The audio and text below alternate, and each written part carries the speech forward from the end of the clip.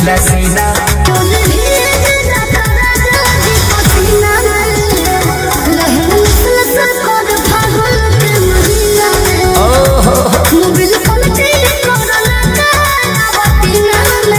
अच्छा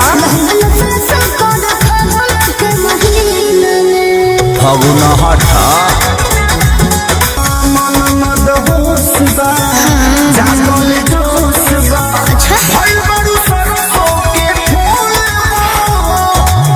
खिलल बारू आई सुना बोलो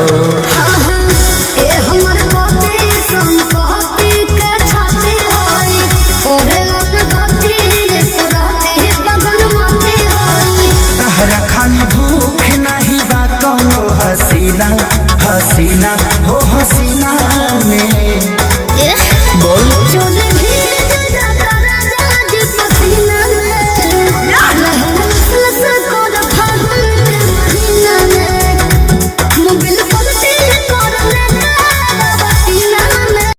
तो हेलो गाइस, कैसे हो आप लोग? मुझे लगता है आप भी सही होंगे और मैं भी सही हूँ। और रमज़ान अच्छे कट रहे हैं यार, ईद आने वाली है और इसी बहुत से लोगों को इंतज़ार भी है ईद का, और हम भी रमज़ान रख रहे हैं। और आप इबादत भी करें, इबादत अपनी जगह है और वीडियो बनाना अपनी जगह है। फिर भी मैं आप लोगों के लिए एक बहुत ज़बरदस्त वीडियो लेके आया हूँ।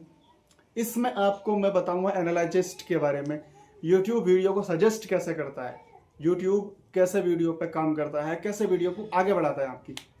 तो यार आप लोगों का मुझे बहुत ज़्यादा प्यार मिल रहा है, मैं बहुत खुश हूँ इस बात से कि आप मेरी वीडियो को वॉच कर रहे हैं, देख रहे हैं, मतलब जो है इंगेजमेंट अच्छा आ रहा है।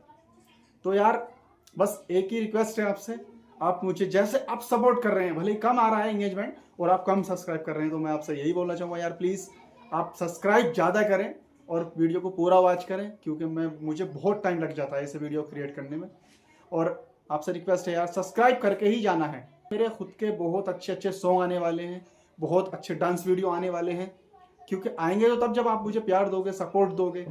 अब आप वॉच ही नहीं करोगे, देखोगे ही नहीं, तो फिर कहाँ से गाने बनाऊंगा मैं यार, कहाँ से कुछ करूंगा। तो आप देखो यार, तो आप लोग ऐसे ही प्यार बनाए रखें मेरे चैनल पे। अगली वीडियो में बताने वाला हूँ मैं आपको किस तरीके से यूट्यूब को व्यूज देता है, कैसे एल्गोरिथम काम करता है। तो तब मिलते हैं नेक्स्ट वीडियो, तब तक के लिए tata bye bye, love you दोस्तों।